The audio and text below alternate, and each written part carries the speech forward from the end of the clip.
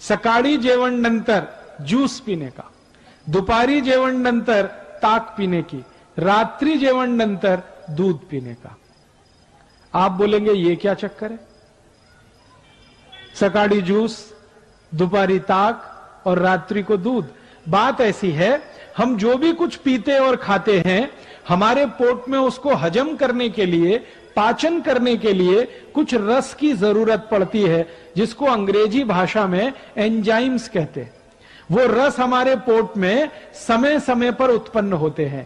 ताक को पचाने के लिए, दही को पचाने के लिए जो रस चाहिए वो दोपहर को ही पोट में आता है ज्यादा।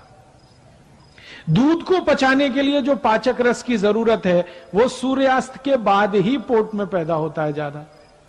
और जूस को पचाने के लिए जिस पाचक रस की जरूरत है वो सकाळी सबसे जास्ती होता है। इसलिए नियम बना दिया गया, सकाळी जेवण नंतर जूस, दुपारी जेवण नंतर ताक, रात्रि जेवण नंतर दूध। समझ गए? अब आप ये, बहुत सारी आई और ताई यहां जो बैठी है वो ये कहेगी, हम तो हमारे बच्चों को सुबह सुबह दूध पिला के स्कूल भेजते हैं। आयुर्वेद कहता है कि सुबह का समय दूध पीने के लिए अच्छा नहीं है। सबसे अच्छा समय दूध पीने का है वो शाम को है। तो आप क्या पिलाएं सुबह सुबह बच्चों को? जूस पिलाइए, संतरे का रस पिलाइए, मौसमी का पिलाइए, द्राक्षी का पिलाइए, टमाटर का पिलाइए, गाजर का पिलाइए। कुछ नहीं है तो नींबू की शिकंजी ही पिला दीजिए, सबसे सस्ता। और जितने दिन ऊस खाने को मिलता है, जितने दिन, 3 महीने 4 महीने, तो सकाळी ऊस का रस जरूर पीने का, नाश्ता नंतर, जेवण नंतर। आप बोलेंगे इसमें क्या है? ये जो ऊस का रस है ये अद्भुत है। इसकी सबसे बड़ी विशेषता है कि इसमें भरपूर मात्रा में कैल्शियम है।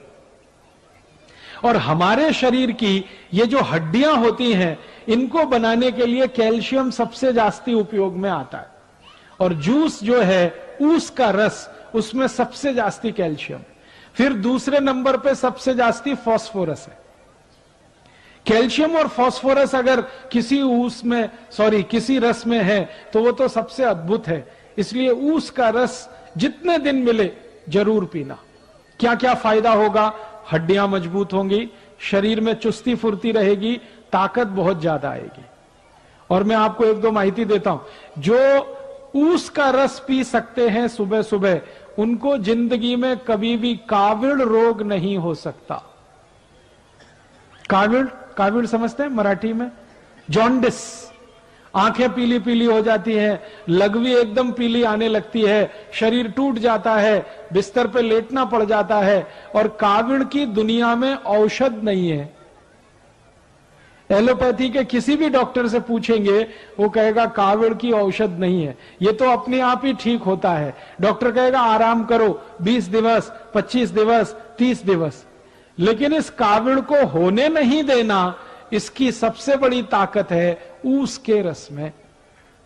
तो ऊस का रस पिया सुबह सुबह, बहुत अच्छा होता है।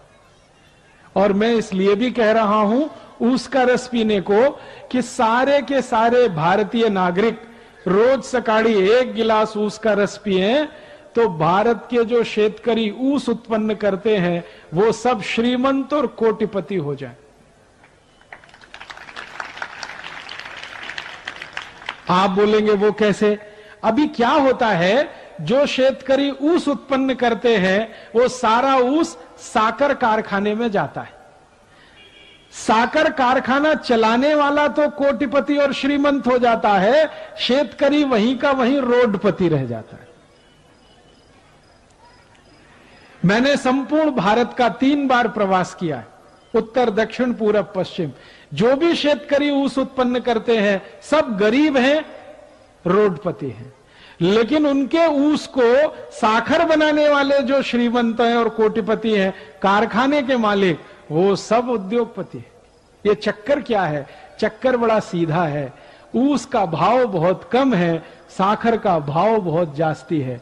ऊस पैदा करने वाले शेतकरी को भाव कम ही है, लेकिन साखर बनाने वाले श्रीमंत को भाव सबसे जास्ती है।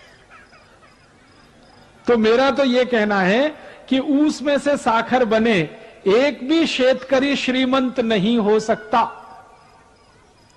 अगर इसी ऊस का रस बिकने लगे और सारे भारतवासी पीने लगे तो ऊस उत्पन्न करने वाला हर एक शेतकरी श्रीमंत होता है। और एक फायदा होता है, अगर ऊस का रस पिए ना तो नपुंसकता की बीमारी कभी नहीं आती।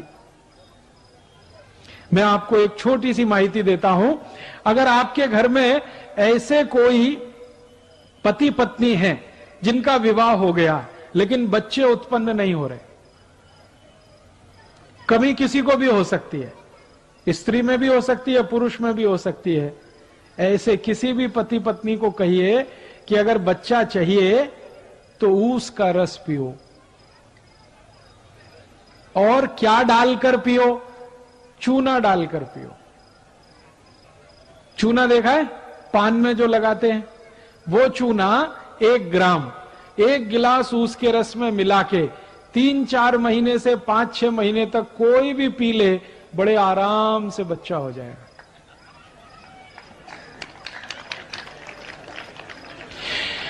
और ऐसी स्थिति में तो सबसे जल्दी बच्चा होगा जब पुरुष के वीर्य में शुक्राणुओं की कमी है और इस कारण से बच्चा नहीं हो रहा है, उनके लिए तो ये अचूक औषध है, ऊस का रस और थोड़ा सा चूना।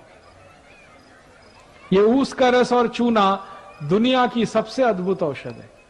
आप इसको पी सकते हैं, गुर्गे दुखने का अगर रोग है ना तो भी इसको पी लीजिए, गुर्गा दुखना कम कर देगा। कांधा दुखता है, कमर दुखती है, संधिवात हो गया है, ऊस के रस में चूना मिला के पीजिए, बहुत अद्भुत परिणाम। बार बार काविड़ होता है, ऊस के रस में चूना मिला के पीजिए, और अच्छे परिणाम। नपुंसकता है, शारीरिक कमजोरी है, उसमें भी ये काम करता है। तो मेरा कहना है आयुर्वेद का नियम, सकाळी जेवण नंतर जूस पीने का, तो ऊस का रस सबसे अच्छा। दूसरे नंबर पर संतरे का रस, मौसमी का रस, द्राक्षी का रस, टमाटर का रस, गाजर का रस, और ये जितने भी रस आप पिएंगे सबका पैसा शेतकरी समाज को ही मिलेगा। और शेतकरी समाज को पैसा मिलेगा, शेतकरी समाज श्रीमंत होगा। मेरी आपको एक छोटी सी विनंती है, कुछ और रस आते हैं हमारे देश में बोतल में बंद, वो कभी नहीं पीना, वो सब खतरनाक है। जैसे बोतल बंद, बाटली में बंद एक रस आता है, पेप्सी कोला, एक है Coca Cola, Thums Up, Limca, Citra, Mirinda, mango Frooti, ये सब बाटली में बंद आते हैं ना, और पैकेट में भी बंद आते हैं। ये खराब है, इनको नहीं पीना, क्योंकि इनमें दम नहीं है। आप बोलेंगे क्या दम नहीं है? इनमें है क्या? मैं विज्ञान का विद्यार्थी रहा हूं, और विज्ञान के विद्यार्थियों के ऐसे 14 तरह के केमिकल मिलाए जाते हैं, और ये सब जहर हैं, सभी विष हैं। ये पेप्सी और कोका कोला में तो एक केमिकल मिलाया जाता है, उसका नाम है फॉस्फोरिक एसिड। ये फॉस्फोरिक एसिड से आप जानते हैं क्या बनता है?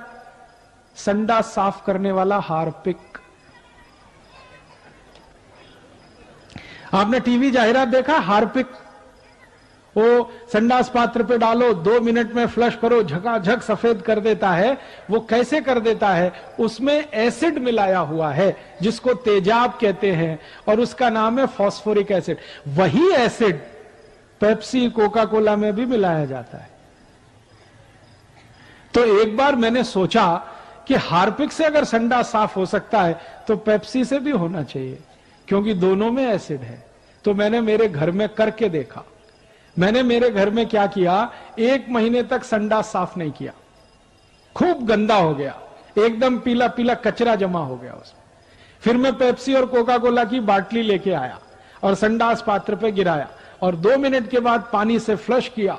संडास पात्र झक्काझक सफेद, एकदम व्हाइट एंड व्हाइट, एकदम नीट एंड क्लीन। वो दिन से मैंने एक जाहिरात शुरू किया है, ठंडा मतलब टॉयलेट क्लीनर। ठंडा मतलब कोका कोला नहीं है, ठंडा मतलब टॉयलेट क्लीनर। अब मुझे बड़ा दुख होता है कि पढ़े लिखे श्रीमंत लोग ये टॉयलेट क्लीनर गटागट पीते रहते हैं। जास्ती एजुकेटेड जास्ती पीते रहते हैं। Engineer, doctor, chartered accountant, manager, professor सब संडा साफ करने वाला पानी पी रहे। किसी के लग्न प्रसंग में जाते हैं ना तो फोकट में मिलता है तो 2-2, 3-3 बाटली गटकते। और पीने वाले घर में अकेले नहीं पीते, कोई मेहमान आ गया उसको भी पिलाते। एक तरफ कहते हैं अतिथि देवता होता है, देवताओं को इस हंडा साफ करने का पानी पिलाते रहते। और कुछ अतिथि अपने घर में ऐसे आते हैं जो कहते हैं ठंडा लाओ, माने हमको संडा साफ करने का पानी पिलाओ। मेरी आपको हाथ जोड़कर विनती है, ये Pepsi, Coke, Thums Up, Limca, Citra नहीं पीना, क्योंकि इसमें एसिड है। वो एसिड पेट को जलाता है, एसिडिटी पैदा करता है और सबसे तकलीफ। वीडियो पूरा देखने के लिए धन्यवाद। आपको यह जानकारी कैसी लगी कमेंट करके जरूर बताइएगा। अगर आपको वीडियो पसंद आया है तो लाइक करें और चैनल को सब्सक्राइब जरूर करें। धन्यवाद। जय हिंद, जय भारत।